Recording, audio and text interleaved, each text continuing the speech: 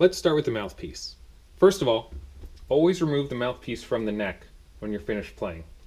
Otherwise, the neck cork could become compressed and eventually won't be able to hold the mouthpiece securely. Next, remove the reed from the mouthpiece every time you finish playing to allow both to dry more quickly. Otherwise, that damp, dark environment is an ideal home for any number of pathogens that you wouldn't want near your mouth. The mouthpiece itself can be cleaned regularly in warm water and soap. Every few weeks is a good schedule for most people. If you have a mouthpiece brush, that's an ideal tool. But if you don't, you can also use an old toothbrush. Just make sure the toothbrush itself is clean. When you're done, pat the mouthpiece as dry as you can, and then allow it to air dry outside the case for a few hours. If you have a hard rubber mouthpiece, sometimes cleaning it in water can cause it to discolor, especially if you use water that's a little too warm. You can see that the tip of this mouthpiece has a little bit of a greenish tinge to it. That's a sign that the rubber has been subjected to UV light, which is common, and it might look weird, but it's usually not a problem, and you can keep using that mouthpiece. Your repair tech may be able to help you restore the original color. The most effective way to clean the inside of your instrument is to swab it out when you're done playing. Make sure you use a swab that's designed for saxophones. It'll be large enough to make good contact with the entire bore as you pull it through. Before you use it, check the string and the swab to make sure both are free of knots. Remove the neck. Take the weight on the end of the swab. Drop it into the bell along with some of the string. Then flip the instrument up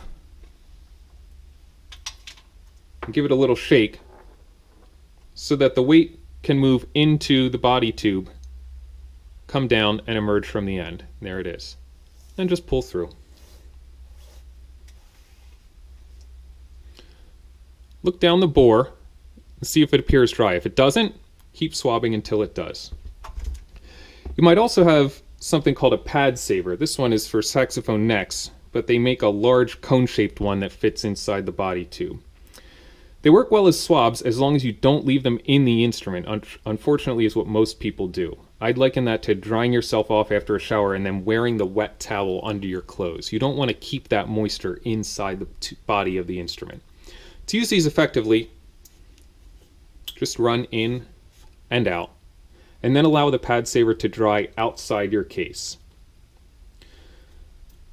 The nice thing about a swab is that if it starts to look funky, you can throw it in your wash in a delicates bag and just wash it with the rest of your laundry. The other best practice to adopt for instrument cleanliness is to wash your hands before and after you play.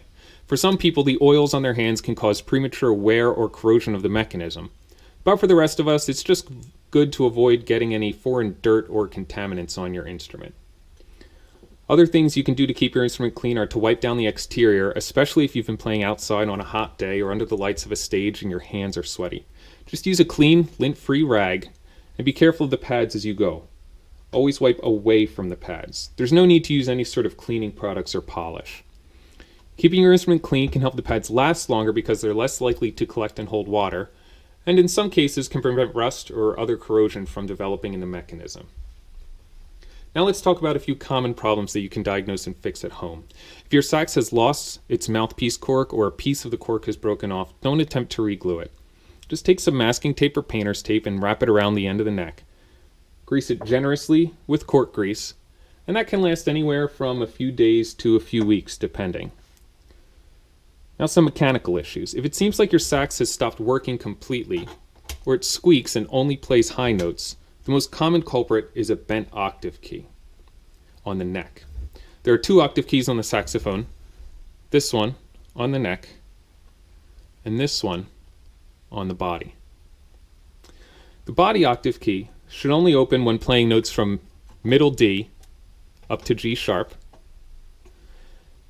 and the neck octave key should only open for notes from high A on up. If this key is stuck open or opening when you play any note below high A, it'll cause a leak that will affect the functionality of the instrument.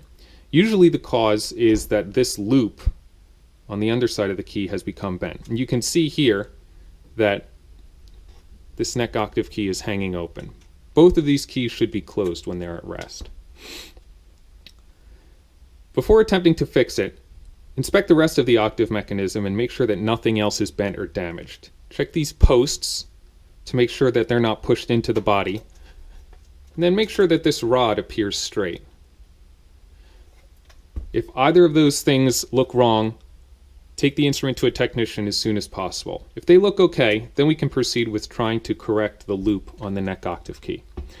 Remove the neck from the instrument and hold the octave key closed with one hand while gently flexing up on the loop with the thumb of your other hand. Notice I'm not wrenching on it. I'm not trying to move it all at once. I'm just flexing the key and allowing it to spring back.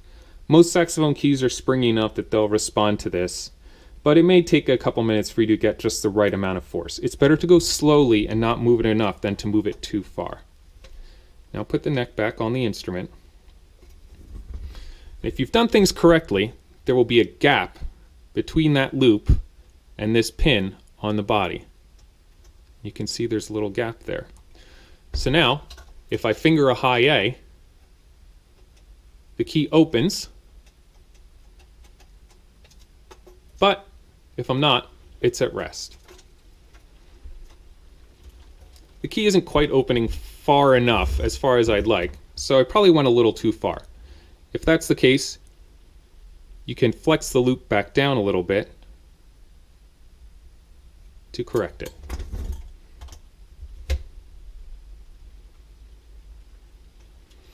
Okay, now check again. Make sure there's a gap between the loop and the pin. Now I'm checking that just by pressing the octave key. And there's a little gap there. Now when I finger a high A, pad's opening a little more. We have a little more clearance. That looks good. Check the notes from middle D up to G sharp with the octave key down. And make sure that this key isn't opening for any of them. Remember, it should only open for notes from high A on up. If it is opening for anything from middle D to G sharp, that loop may need to be bent up a little bit further. You may not have gone quite far enough.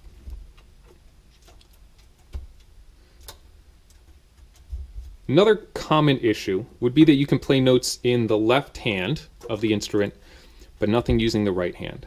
That can indicate a number of problems, but an easy one to check has to do with these two adjustment screws here. If they're tightened too far, they'll prevent the F sharp key from closing. And by extension, the other three keys in the right hand stack won't be able to close. To check, try to close the F key, and if it's obvious that both the F sharp and the F aren't closing, check to see if this screw is making contact with the G sharp key. And it is. So the F sharp and the F aren't closing, and that screw is making contact with the G sharp key. Those are the three conditions that we're looking for. If that's the case, you can attempt to back this screw out to correct the issue. And check again. We have a little bit further to go. They're closer to closing.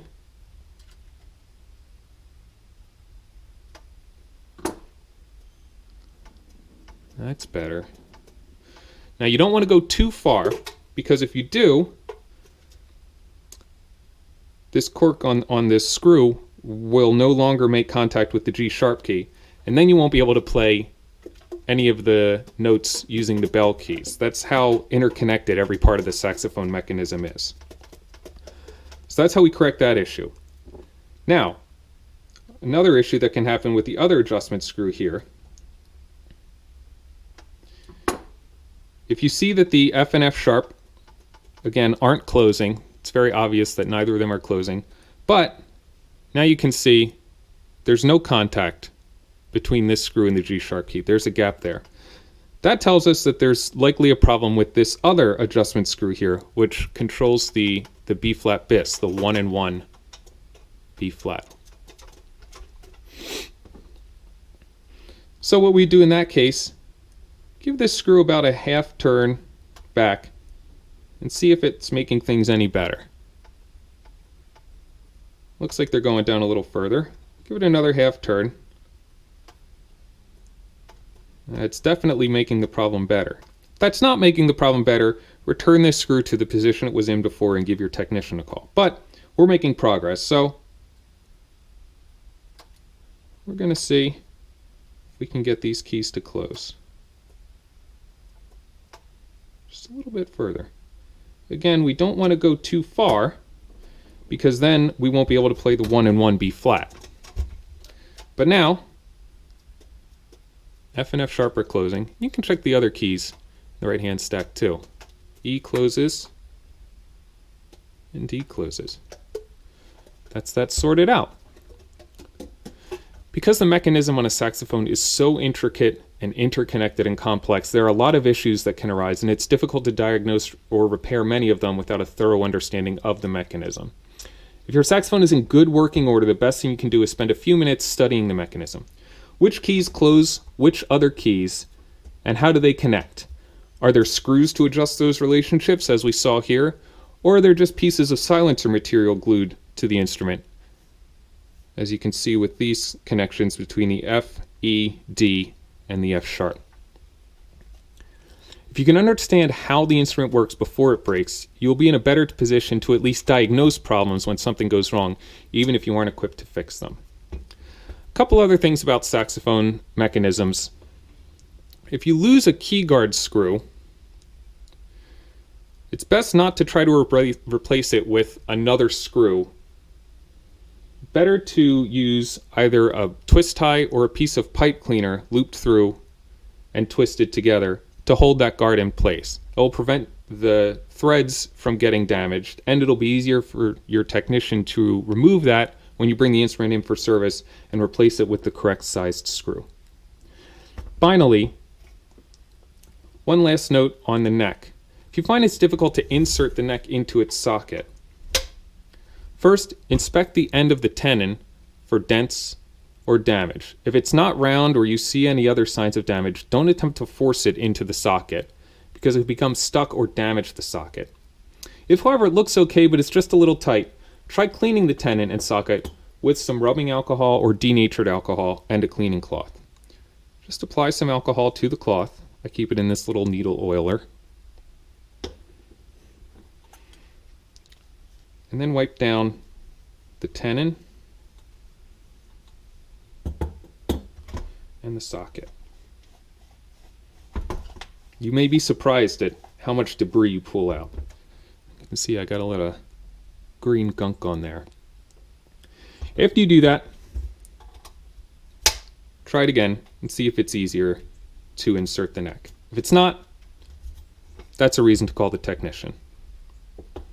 I hope you found this information helpful, but if you have any further questions or have an issue that I didn't cover here, please reach out and I'll do whatever I can to help you. If I've edited this video correctly, my contact information should be appearing somewhere on the screen right now. Stay safe, and thanks for watching.